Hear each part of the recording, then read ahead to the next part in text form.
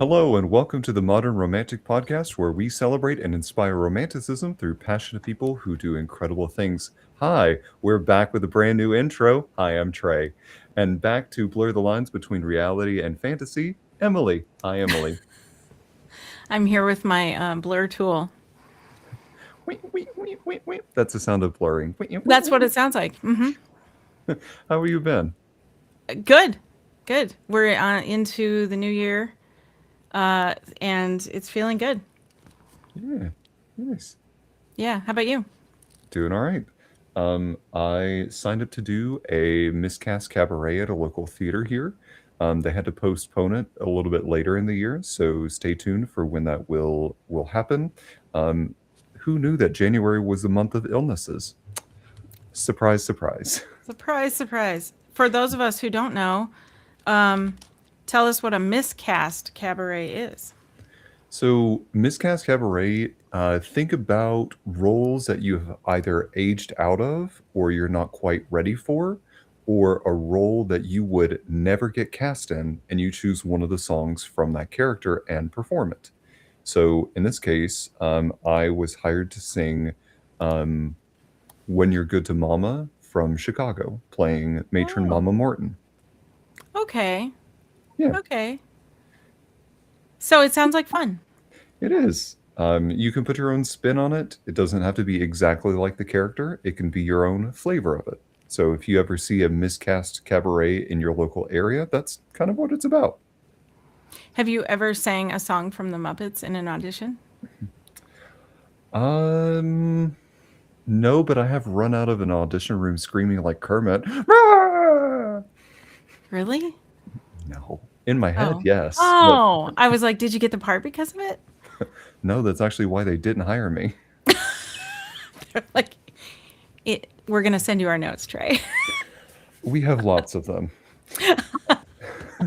But uh, I, but yeah, I'm really excited to join it whenever they are ready to do the miscast. There are lots of like theater things happening later in the year that I'm excited to get to, but I'm really excited to talk to our guest tonight. So, would you do us the Yeah. honor of introducing our guest? Oh, you know I would. I'm very excited about this. Today, we're joined by photographer Julie Floro, an artist who creates dreamlike images rooted in nostalgia, imagination, and the space between waking and dreaming. Her work invites us to step out of ordinary reality, and I am here for every pixel of it. So, welcome to the podcast, Julie. Thank you for having me. Yeah, thanks so much So for joining excited. us. I do have to say, one of the things that struck me the most was a quote, and if you'll indulge me, well, I want to definitely get to your backstory. But the thing that struck me the most was, for me, growing up has always been about becoming more in tune with the person you're always meant to be, meant shamelessly pursuing the things we love without a fear of what others will think. Um, how did you get so deep, and how can I be more like you in that way? That's so kind. Thank you, Trey. I think for me, I really pulled those few sentences from just the idea that as we grow up, there's this unspoken pressure to just be conform and become this thing that the world thinks that we should be. Like it's grow up, get a job, get married, have kids, pay the bills, watch TV, go to sleep, repeat. And I believe that all of us, when we're young, we all have this special destiny that is so much greater than that. Just going to work, paying the bills, going to sleep, repeat. And I think that so much of it is about breaking the mold to realize that there's something that we were all always like a path that we could take. And it's like, do we choose to take that path to pursue who we are truly meant to be? Or do we choose to take the path that the world says that we're supposed to do, which is kind of just conforming to what everyday life looks like for modern America in general? Does that answer your question? It absolutely does. So I'm curious. So if this is where we are now, how did you arrive at that? Like, can you walk us through how you found your journey along to this current state of being? Hey, Trey, can you ask that again? You're muted suddenly. Not Oh, muted totally, just muffled. okay. Sorry. There we Um, go. That's better. so if those couple of sentences are where you are now, how did you arrive at that point? Yeah, I would say that arriving there came through a series of just being faced with those pressures of, okay, here's what you're supposed to do next, and really feeling in my heart like it felt really wrong, like it wasn't what I was supposed to do, or it kind of sucked the joy out of my life, or it just didn't feel like me. Like from the beginning, I always knew I wasn't going to go to college, and I pretty much always knew I wanted to be a photographer. And then that was challenged of like, okay, well, you still have to go to college, and okay, well, you still have to figure out what you might want to pursue. Like that's cute that you want to be a photographer, but like let's be real about it. You need to figure out some other options. And that initially felt so wrong to me in my heart because I knew I'm like, if I'm passionate about this thing and this is what I want to do, why am I not being encouraged to pursue that? That seems there's something wrong with that. And then, pushing back against that and following the career choice to be a photographer. And then even in that, it was like, well, you can't do fantasy and you can't do creativity.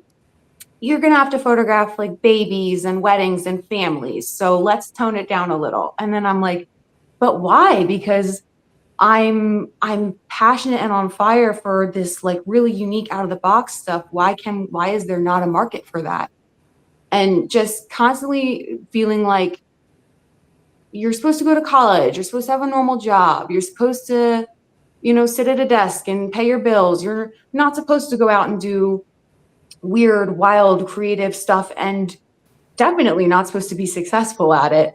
And I just feel like my whole life I've been pushing against what is considered normal and finding that it brings me so much joy. I mean, I can't even imagine if I had gone to college or pursued a job that wasn't photography or wasn't creative, or if I didn't listen to that little voice that told me to pursue creative photography and I just went about photographing families or babies or something that didn't bring me joy. Like I I know I wouldn't be a photographer anymore. So yeah, I guess I've arrived here from being challenged throughout my life and consistently pushing back, and finding that in pushing back, I have found not only success, but joy and true fulfillment. How do Well we said. Very much so. How do we find these people that told you like, no, no, tone it down? Like, no, no, amp that stuff up. Oh, okay, but I've been told that too, so it's totally relatable. Yeah. It's what are you doing? That's not realistic. That's not what people want of you when you're a photographer. It's you know what I mean. You know what I mean. Yeah. It fits in their box, not yours. And Yeah. so they try to put you in that. I've Yeah. been called crazy. I've been called a lot of things for the photography I do. And so it's totally relatable that that would be not seen as an artist in the same way as maybe a painter would be. And I feel like sometimes when you say like I'm a photographer, people must assume that you're not, that you're like, oh, I shoot, senior portraits or whatever. Oh, 100%. Actually, it's funny because I I'm I've been full time doing this since 2017, and Awesome. even just the other day, I was talking to someone at a store, like someone who was running the store, and he heard that I was a photographer, and he was like, "Oh, have you ever thought about pursuing it as a job?" And I was like, "Oh, I do. It's my full time job." And he was like, "What?" And then he was like, "Oh, so you shoot like weddings and like families and stuff?" And I was like, "No, I actually shoot pretty much anything that's out of the ordinary and anything that's non-traditional and super weird and creative." And he was like, "What? That can't possibly be a thing." So it's like I'm how deep in my career already, and it's still being challenged, and like people are like, "Well, that's not possible." And then you Yep. play them the Whitney Houston, "It's Possible." Yeah.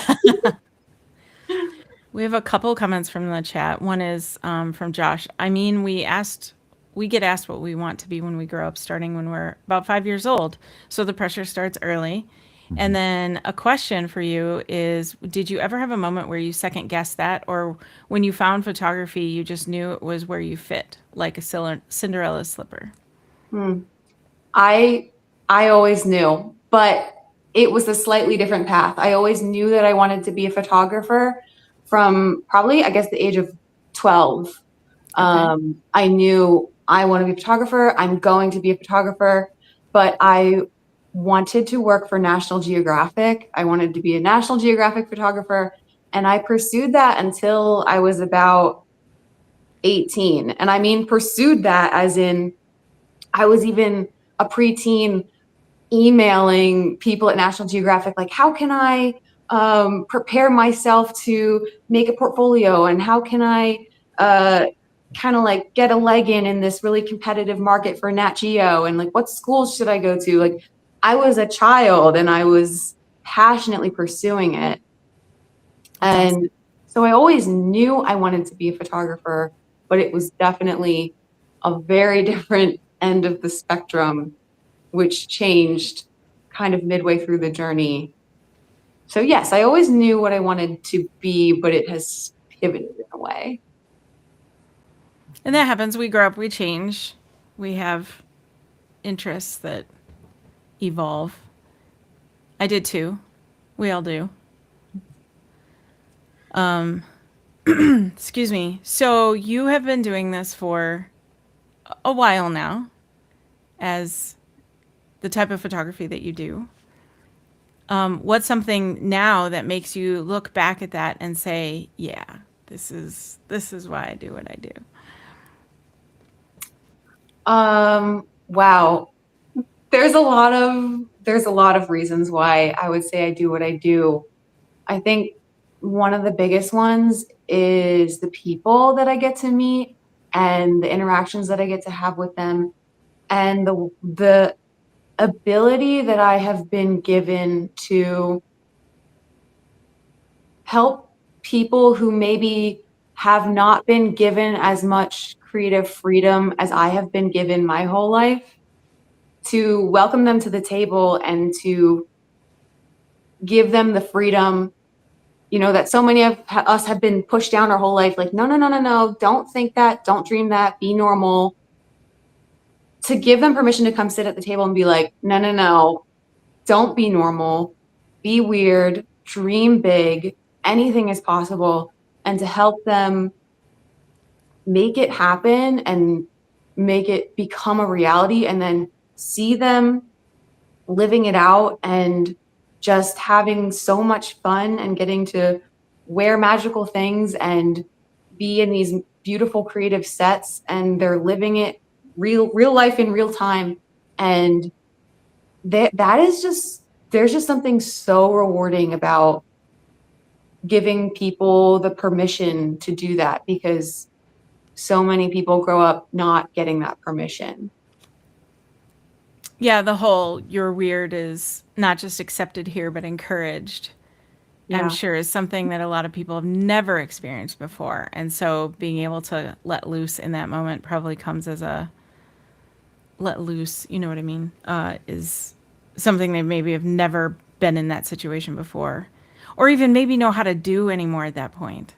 Exactly. Yeah, I find that a lot of people, they might feel awkward or uncomfortable or silly, but creating a safe space where they feel like they can totally just not feel silly for doing the things that they enjoy, or going all out, or wearing a costume.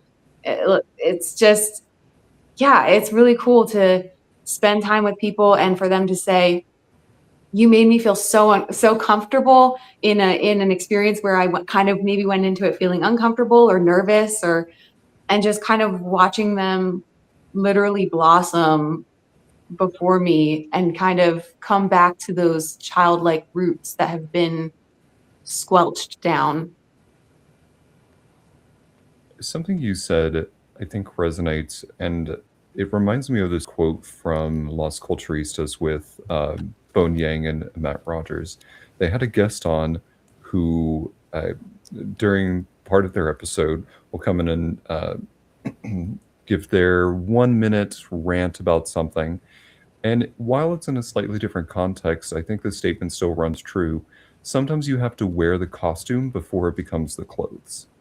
You have to allow somebody the permission to be their authentic self before it starts to feel like they could put on any piece of clothing and go, this is my clothing and I feel comfortable in this. And so then they start to open up and really be themselves in front of the camera. Yeah, I love that. It's beautiful. So for you, what's been a moment when working with someone that you have looked at them and went, that's it, right there, that's the shot. What was that moment like? Well, I feel like there's definitely a moment where I can see them.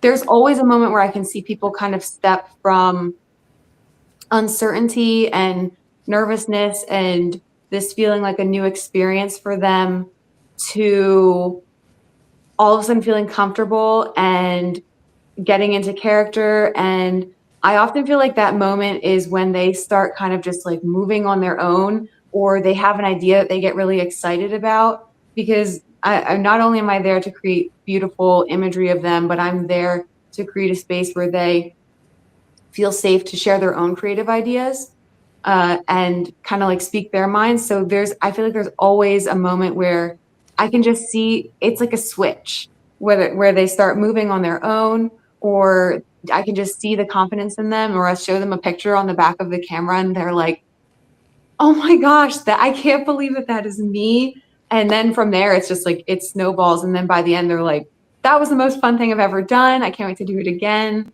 It's so cool. It's so cool. Yeah, watching people kind of come out of that shell. It takes a while though sometimes. Like I've noticed even when I'm shooting like a model that has modeled before, sometimes the first half hour is kind of just warming up. So there's always that. I know what you're talking about, that like switch where they're like, okay, I'm not as stiff anymore suddenly, and I can like. It's funny because I say the same thing. It's always about 30 minutes. I'll watch, and after about 30 minutes in, I see people start to come to life. Yeah, that's about right. Trey's been with me on a couple of shoots and it might say the same thing. Same with horses; they take about the same amount of time. There Which you is go. accurate. I'm curious, is there something from one of your shoots that, like an unexpected item that you really wanted to use in a shoot, and you were intrigued by how it turned out during the shoot? Oh, an unexpected item? Wait, like she didn't expect the item and it was suddenly in the shoot, or like It was an item that you had decided on using and you were unsure about, and then it turned out to be like one of a fantastic inclusion into your photography. Oh my gosh, what a question. yeah, what a I question. I'm scrolling on my Instagram feed right now to be like, has this ever happened to me? I I don't feel that know. way about props often. If the prop Yeah, like doesn't make sense, I feel like it's awkward and I'm not making it be what I it needs to be, or like the model doesn't know how to hold it and we're struggling with like what's going to look good in that moment. We had this giant key once, like a big metal key, and nothing we did looked right. that It sounds wasn't so an cool. unexpected key, but it was an item that we just couldn't make work. I I would I don't usually bring a prop that I don't think I'm gonna use, but I did do a shoot recently. It was a client shoot and she wanted to use a whole bunch of bones. And so Mm, I, you know, am weird. So I yeah. collect bones and carcasses from the woods. And I have this whole big bucket of bones. And then I also have this big giant antler. And Cool. I was standing in front of my mirror, like, what am I going to do with this? I have no idea what I'm going to do. I'm going to bring it, but I don't really know what to do with an antler. How do I want to utilize this in the shoot? And I started standing in front of my mirror and playing with it on my head. And it turns out that the antler, the way the base of it curved, fits perfectly around a human head and goes down far enough that it became like this crown of this giant antler. And it was so unexpected. So I would say that's probably my most recent moment of having a prop that ended up becoming this thing that I didn't expect it to be. I mean, who picks up an antler and says, yeah, this'll be a crown? I mean, it was just from standing in front of the mirror and playing with how it drapes over the body that I realized that it could be. So we have photos of her wearing this antler crown that looks like it kind of blends into her head, and that was a really cool moment. Cool, yeah. That is so cool. Wow. Those are photos on your Instagram that we can see? Yeah, they're Okay. actually like in the first or second row. She's wearing a green dress, and you can see the antler on her head. Okay. Yeah. I wanted to make sure our audience could go look at that. Oh yeah, sure enough, there it is. I want to make sure our audience could go look at that Yes. too. It is there. Very cool. So have you oh, I lost it. I have to minimize my window. There we go. What is like a dream project that you've wanted to do? Maybe you don't want to share that, but like, have you ever wanted to shoot at a specific location or do a shoot that maybe was a little bit lofty, or do you have something like that? I have some shoots. I feel like a lot of them I want to keep secret. Sure, of course, I understand that totally. But I definitely have bucket list locations that are things that I don't even know where to find them. Like, I mean, it's funny because my work kind of spans the spectrum of from fantasy to just totally normal everyday places. So this is not fantasy, but I have always weirdly dreamed of shooting a cool liminal space photo shoot in one of those like old ball pits from the 90s with like the kids, like the rainbow balls. Can you picture that? But those places don't really exist anymore. So that's not really probably not too much an option for me. But I don't know. I'm more so someone who doesn't have bucket list places, but it's more just places that I see on a whim that get me excited. I don't know. I bet if I really thought about it for a while, I could make a small list of bucket list locations, but I don't know if I have a great answer for that. Okay, that's fair. I was going to ask how some of these ideas come to fruition, and if many of them just come from clients, or if you have these ideas and go, okay, one day I want to do this thing, and one day I want, like you mentioned, you have some things you don't want to share. Are those projects that are, no, I'm asking like 4 questions at once, and I tend to do that. That's okay. Do you have ideas that you're like, okay, I'm going to wait for the right client to come along to introduce this, or are those your personal projects? Those are my personal projects. So client projects, it's all their idea and I'm kind of just helping them mold it and bring it to life. But I do have a whole list of my own concepts that I would like to do someday. And they typically just spark from a random prop that I'll have, or a location that I'll drive by and see, or something seasonal that I'll see maybe at the end of fall and then it's gone too quickly. And I'm like, I'm coming back to that next fall. Like I can tell you I have a photo shoot coming up in a couple weeks where I'm going to shoot inside an abandoned house with a couple doll houses and a couple. And that has been on my mind for probably like 2 or 3 years when I found this pink dollhouse someone was getting rid of it on Facebook. And I drove out at 9:00 at night. They were like, it's out on the curb for trash. I drove out at 9:00 at night, got this pink dollhouse, and I've had the idea in my head, just waiting for the right moment, all the pieces to come together. Like, where am I going to shoot this? Who am I going to shoot it with? What are the props going to be? And it's finally happening. So I have a lot of those things where it's like, I'll find a prop or a piece of clothing or a location, and it might sit and marinate in my head even for years until it kind of comes full circle. So I have a whole list of those. Not all of them are ready, but I'm ready to do the dollhouse one.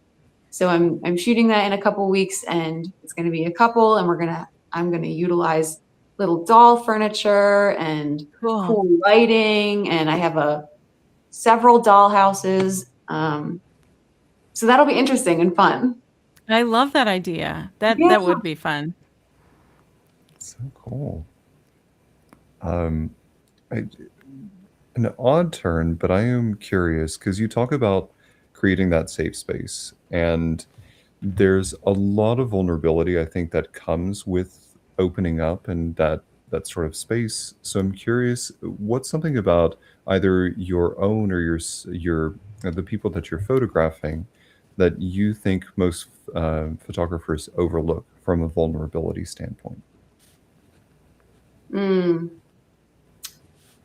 I think just really being sensitive to remembering that everyone is nervous and most people don't know what they're doing and they need direction. Even trained models, they might know what they're doing, but they need direction, and making them feel held during the whole photo shoot, whether it be someone who's never been in front of the camera or a new model who's been, or a seasoned model who's been doing this for a while, just remembering that everybody is nervous and everybody has jitters in the beginning, and giving them direction the whole time, whether it be clearly um, clearly explaining the vision to them, or telling them how to pose and like doing the poses with them, not expecting them to just, okay, now go do your thing in front of the camera and I'm just going to click.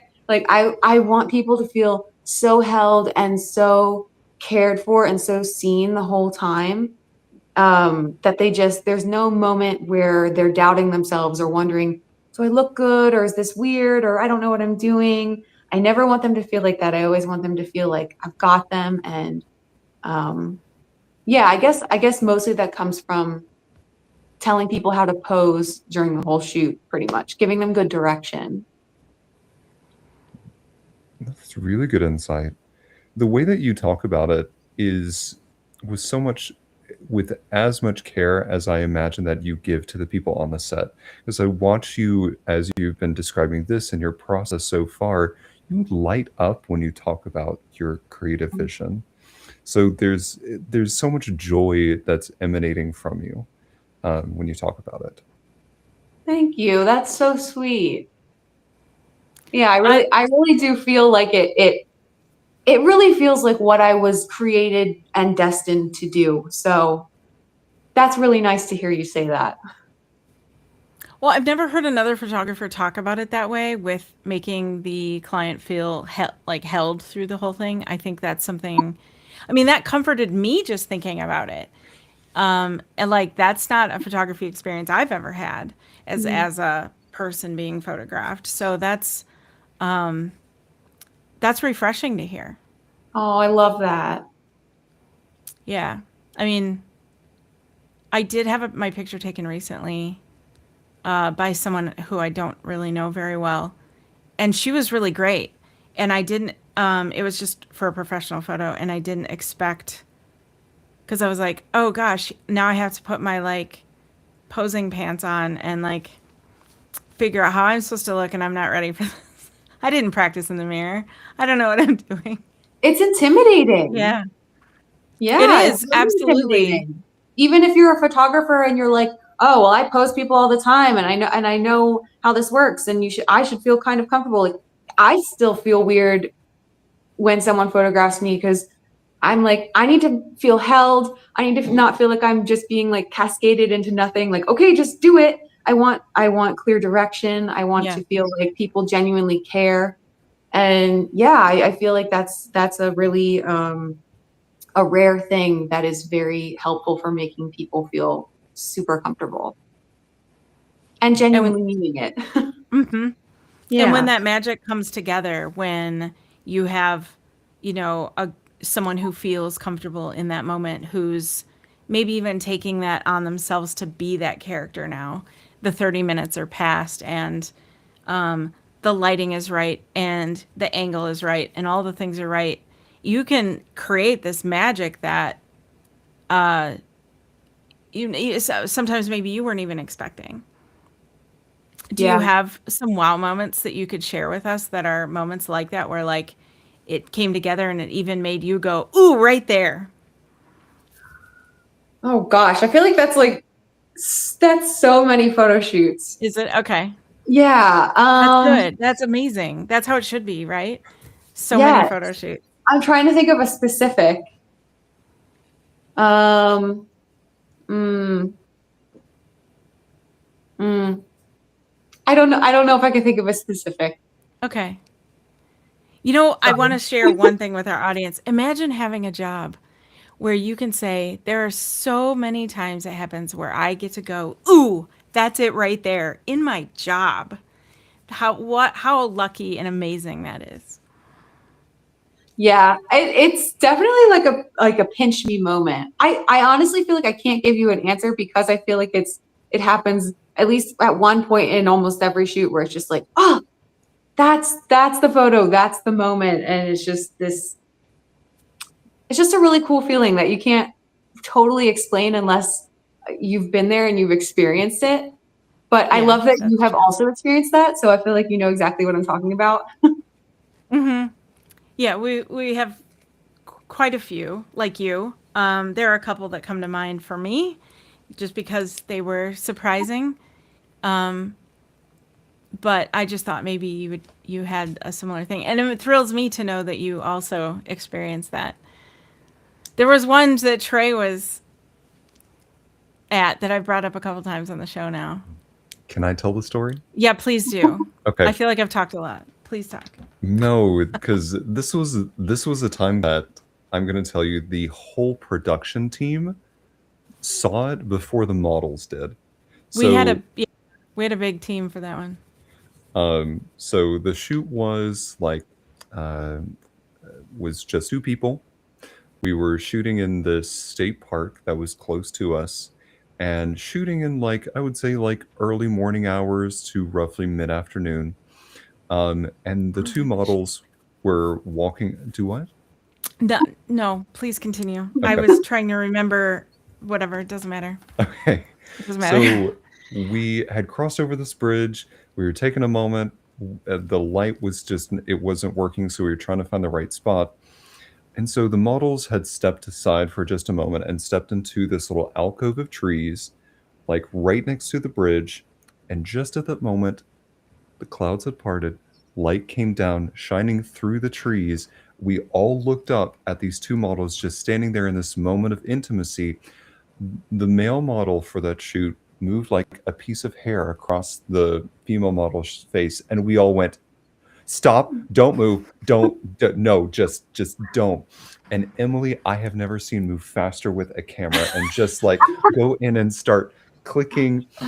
And it was a stunning thing to watch in person. And then you go back and you look at the way that they're looking at each other in this moment with the light, with the thing, and everybody just went, "This is the money shot. This this Oh, this is I need to see that stunning." photo. I'll look and see where it is on my Instagram. You Keep know what? talking, Trey. I did think of I feel like yeah. Sometimes when people ask me about specific photo shoots, it's like I've done so many that in the Sure. moment when I'm asked, I'm like, I've never done a photo shoot in my life because I can't think of Right? Right. specifics.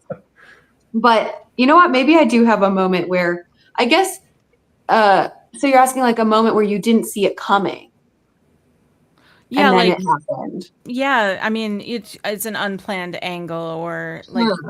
like in this case the models just kind of walked ahead and then into this around the corner into this area by this tree, and that's when that happened. We didn't ask them to pose, we didn't ask them to do anything. They just were kind of just waiting for us, and it turned out to be like the shot of the day. That's awesome. Yeah, I did. I can think of something actually off the top of my Okay. head. I feel like that does happen often when something happens that you're not planning for. But the one that's coming to my mind is earlier this spring. So 2025, it's now 2026, spring of Yeah. last year. I was shooting with a friend and we were out in this tall field of like a huge farm field of grass where the grass was like up to your chest. And we laid out a blanket in the field, pressed down the grass in this huge field of tall grass. And so she just looks like she's laying in this ocean of grass on this blanket, and we shot until sunset, and it was beautiful and it was dreamy and it was peaceful. And then at the end, as the sun was setting, actually it was after the sun had set, so it was like blue hour, we were like, all right, let's go Nice. home. And we picked up the blanket, and the blanket, since it had pressed down all of this really tall grass, almost created this like parting sea of just like Oh, dark emerald grass once the blanket was removed. And it just looked like she was standing in the middle of just like this parting sea of grass with these like billowing storm clouds coming in, and she had a lantern Cool. with her. And so I was like, wait, we have to get the photo. Like, it was my favorite photo of the whole shoot. The shoot was supposed to be about her laying on this blanket in the golden light, but there was like seeing the parted sea of grass with her in the dark with the lantern was like so unplanned and so beautiful. That's also on my Instagram, fairly towards the top. But yeah, sometimes those moments where you didn't see it coming and then it happens are just like, they're like the best moments in creating. Mm-hmm. Yeah, when they take you by surprise and then that's the shot. Yeah. I love that too. I put in the chat for everybody who is with us live the links to that picture I was talking about. Oh, So you, yeah, that I love when I can be surprised, and when it's something that like, or like when the whole crew is going, "Oh my gosh, that's amazing," you know. yeah. I did find this shot. It is just a couple rows down on your Instagram, and it's a girl laying on a white blanket. Yeah. And if you scroll to the end of it, it's Yes. like a spliced image with, there's a moon at the top, and then there's a shot of her sitting in the pressed down grass. Yeah. Love it. I love those moments so much. It's like Christmas every day. Yes. Kind of on the flip side, we've talked a little bit about the things that have like really enriched us, but has there ever been an idea that's come your way that you've had to turn down because it didn't resonate with you? And if so, what did you learn from that? I mean, yeah, a lot of more so the kind of thing where people want me to photograph something normal, which I just feel like I don't do. Right. Like families or babies or, you know, normal senior stuff. I used to take a lot of work like that, but I found that when I took work like that, even amidst my creative work, it really made me feel burnt out and just uninspired. Like, honestly, like, I'm just not good at it. I mean, I can get it done, but for me, it's not about just getting it done. It's about creating this passion and this and art and the story. And so, yeah, I will occasionally turn down a shoot if I feel like it's not in my wheelhouse creatively. I really don't turn down too many shoots unless they feel like really unaligned with maybe something Sure. I believe in, or if it's just like, you know, not weird enough. So If it's yeah, not weird enough, I like that. I have moments like that. I've gotten really good at saying no though, which That's is something. good. Yeah. Yeah, you have to get really good at saying no. That's, yeah. Well, I applaud that. Thank you. Yeah. That's hard to do. It's hard to learn to do and feel comfortable with it. Yeah, especially if you want to make people happy, and you kind of got to push away that people pleaser a little bit and realize sometimes making other people happy is actually doing a disservice to them, because you're saying yes to something you're not going to be able to put your whole heart into. So it's actually kind of a blessing to say no to someone, and maybe passing them on to someone else who you think might serve them better. Absolutely. Very well said. Thank you. Okay. Talking about things that inspire you. I am curious, what in your everyday life inspires you to, I don't know, to just start, like, what would, if you were just looking around your room, what's something from your room that you look at that and you go, what could I do with that? And then you start creating a photo shoot from that. I love light. That sounds so basic because it's like, yeah, you're a photographer. That's what we do. We paint with light, basically. But any kind of little pocket of light, I'm really into it right now. Like even just a couple nights ago, I did a whole self-portrait shoot of me because I was so inspired by the simplicity of the lights. I have 3 lights hanging over top of my kitchen table.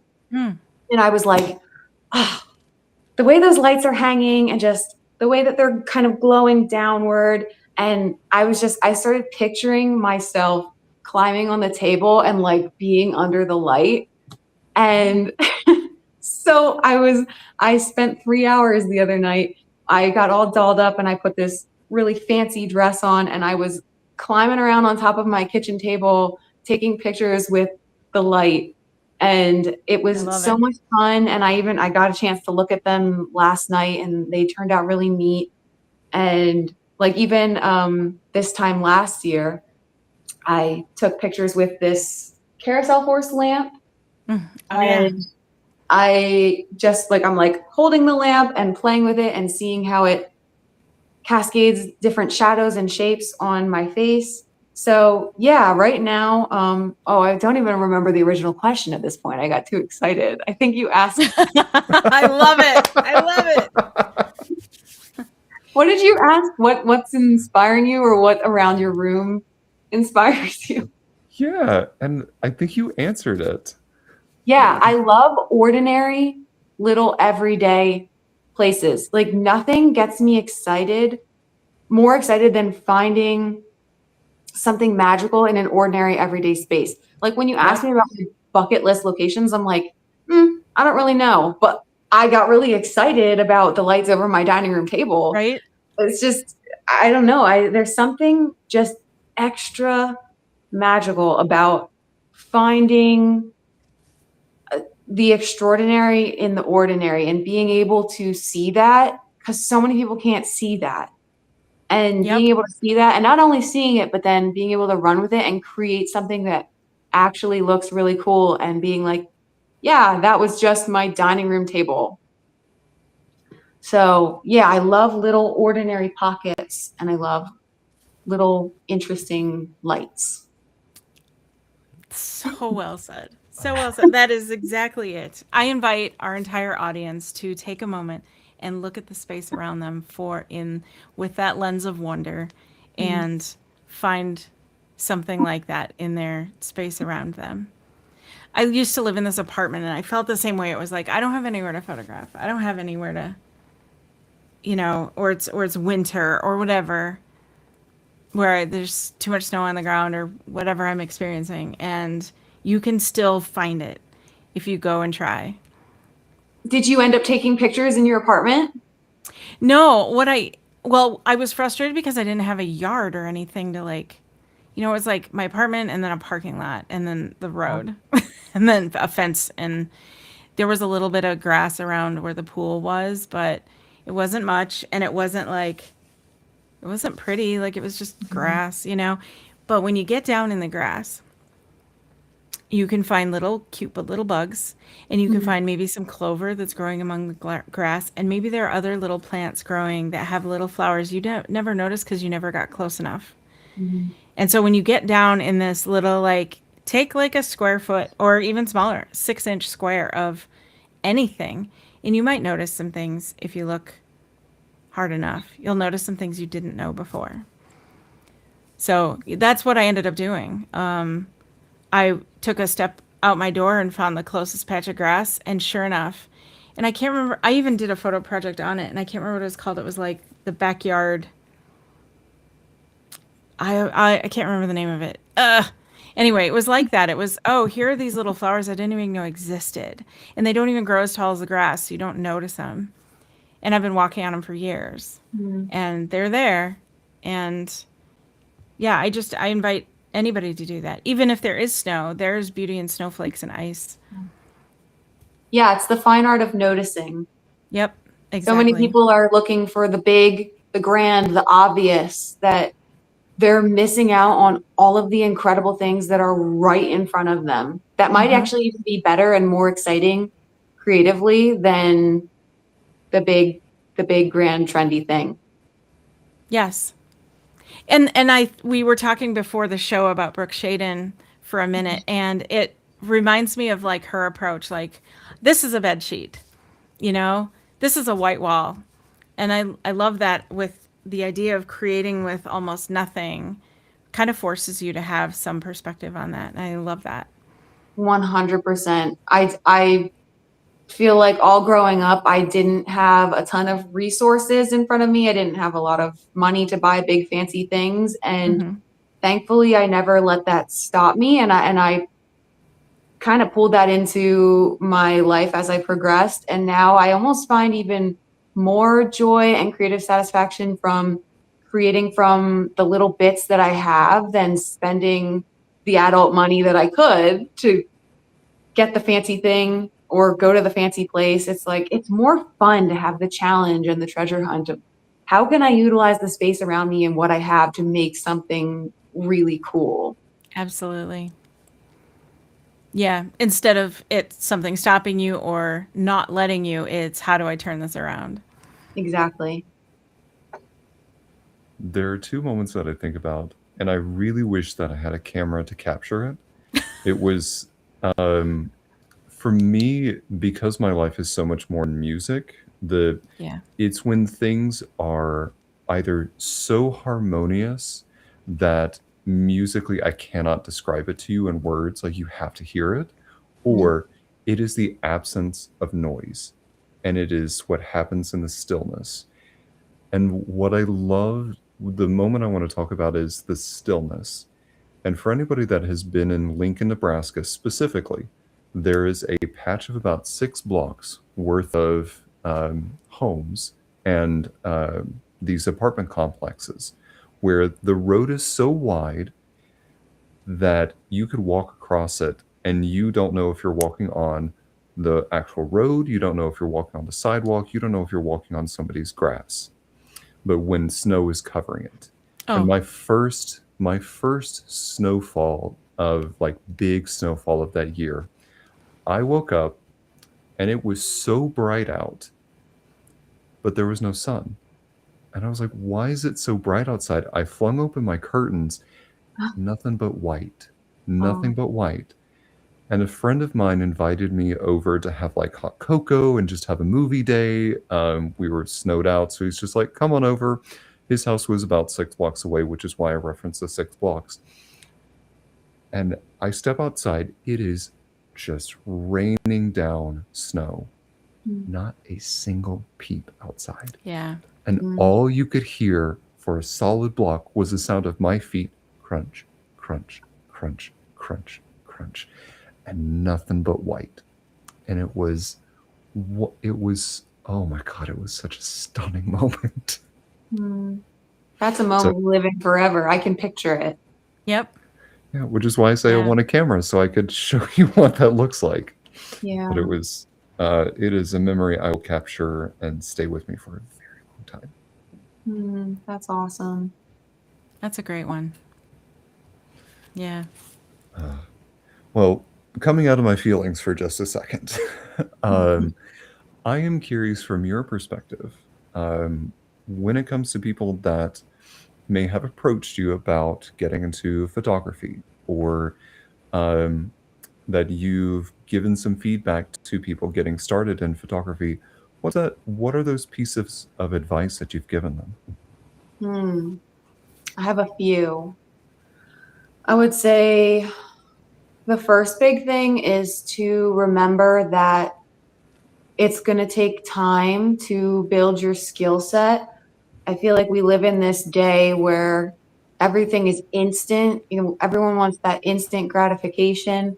And also you scroll on social media and you see beautiful art and fantastic photography, but you're seeing that, and you want that, but you're not seeing the whole journey that it may have taken for that person to get where they are. So if you're not thinking about that journey, you might just see that and wonder, why am I not that good? Why am I not shooting like that yet? And it's like, well, yeah, because you just picked up a camera like maybe even a year ago, and you're still learning how to use it. So my big thing is to remember that it's going to take time, and it's worth the time. It's worth the time that it's going to take, because you're going to build stronger roots in the end.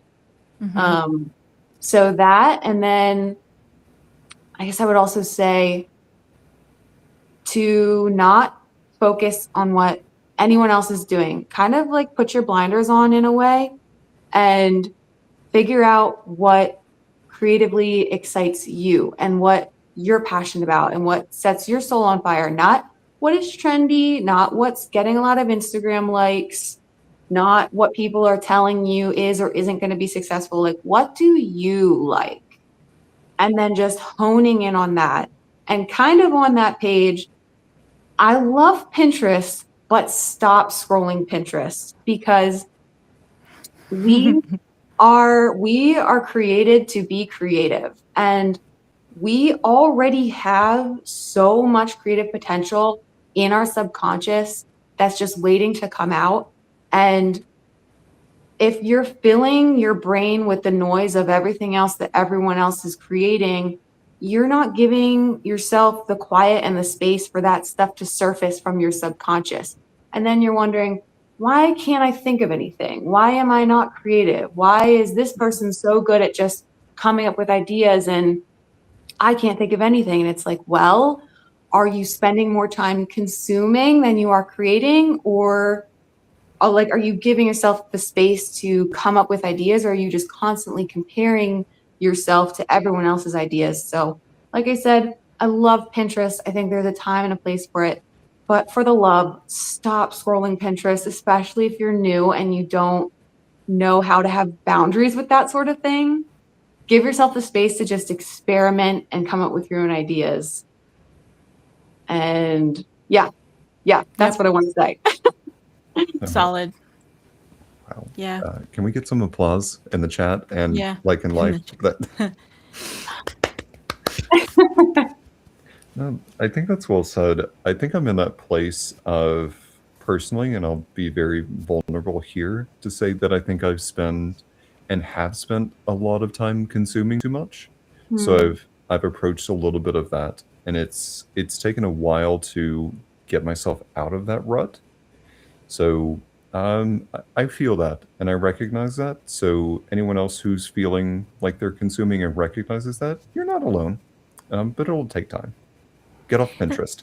Yes. Yeah. And I don't think we're necessarily made to consume as much as we do mentally. I feel like that's harmful in many ways, but it's also bad for oh my gosh, I had it and I lost it. What is that? Imposter syndrome. Yeah. Because the way to imposter syndrome is, but for sure, compare yourself to everybody else. And so if you're not comparing yourself, if you unplug and aren't comparing yourself to anyone else and you're just out there creating and doing your thing, you're not going to have room for that. You're just going to grow. That's such good advice. I deeply resonate with that. Well, it's just building on what you said, because that was equally as powerful. I feel like they go hand in hand. And we deal with a lot of imposter syndrome because there's so much to consume. Yeah. And there's enough for everybody. There's enough there, like, even that we mentioned before the show, that photo shoot with the Christmas tree dress. There's other people that have done Christmas tree dress photo shoots. No one's going to do it the same. So you can still go do something and not worry about if you're copying anybody. Right. because you're going to do your own thing. You're focused on doing your own thing, and it's okay if someone else out there did a similar thing because you won't have seen their work to have copied it. Right, exactly. Yeah. It's still worth approaching and putting your own spin on it. Absolutely. Sorry, I felt like you were going to ask something. No, I was going to say, Trey, you should ask your question. Oh, I've had so many questions, but I know. all right, We could talk for hours.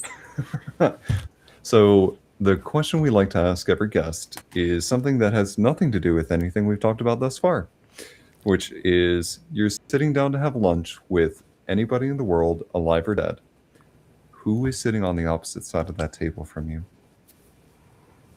You know what? When you braced me with that question in the beginning, my gut response, and I sat with it for the whole podcast, and I'm still feeling that gut response. I don't know if you're going to expect this, but I would sit down to lunch with Jesus because Jesus has deeply impacted my life. He has given me, I believe my talent is from God, and the kindness and the generosity and the creativity that flows from me is a gift from God, and it's a gift from Jesus. And I don't know if that's what you expected me to say, but I would love to. I mean, I would love to sit and hear what he thinks of what I'm doing, and how he wants me to further impact others with just loving people and sharing my gift. So that is my answer. I would have lunch with Jesus. Very well said. Love that. I would want to know about that conversation. And I want to know what he would order for food. That would be fascinating Ooh, as me well. too. Me too. And does he like the Carpenters for music? Oh my gosh, you have to ask that now. All right. If I ever get to sit down to lunch with Jesus, I will make sure to ask him, and I will let you know what his lunch order was. Archer says in the chat, it'd have to be kosher. Oh my gosh. That's fantastic. Oh my gosh. Well, Julie, I want to make sure that our listening audience can stay in touch with you and take in, as not to go back to the consumption, but be supportive as much as they are able to. Where can our listening audience find you and your incredible creativity? Oh, thank you, Trey. I'm on Instagram at Julie_Floro. And that's pretty much it. It's just Instagram. And then your website? Website is juliefloro.com. Oh, yeah, that too. Your website is fabulous, by the way. Thank you so much. Visually beautiful. I had the best web designer, Kat Cosma. She really made the dream happen. She's fantastic. Anyone should hire her for your website. Okay. And shout out to her. Yeah, and she's also linked on there Yes, in the footer. So if you want web design, Kat Cosma. She's the best. She's the best one out there. Best web designer. Worth every penny. Great job. Well, Julie, I have to say, you talk about your art and you talk about your creativity with such passion, with such fervor. I would like to believe that I could go out with a camera and do what you do, but I'm just going to be in awe and inspired by you and this conversation. So thank you so much for spending time with us today and sharing your creativity. Oh, thank you so much for having me. This was a great time. It was. Yeah. As we close this episode out, before we finally wrap up, I do want to remind our listening audience that we have a live, unrehearsed script reading of The Princess Bride coming up this Sunday. The Sunday, January 18th. It starts at 2 p.m. Is that 2 p.m. Central or 2 p.m. Eastern? It's 2 p.m. Central. 2 p.m. Central, 3 p.m. Eastern time. It is completely unrehearsed. There will be lots of familiar faces that will be joining us. We are not going to tell you who's playing whom. You'll just have to show up, find out, and enjoy along with us, because it may not be exactly what you're thinking of. But either way, join us live as we do that loving movie that Emily and I love, that I'm sure that you love as well, or will come to love after you hear our fantastic script reading. The No guarantees you'll love it because of our script reading, but Oh no, they're gonna love it because of our script reading. okay. All right. But with that, you can find additional episodes on our website at themodrom.com or wherever you partake of your particular podcasts. You can support us on Patreon if you are able. Search for The Modrom on Patreon. Thank you so much for tuning in tonight.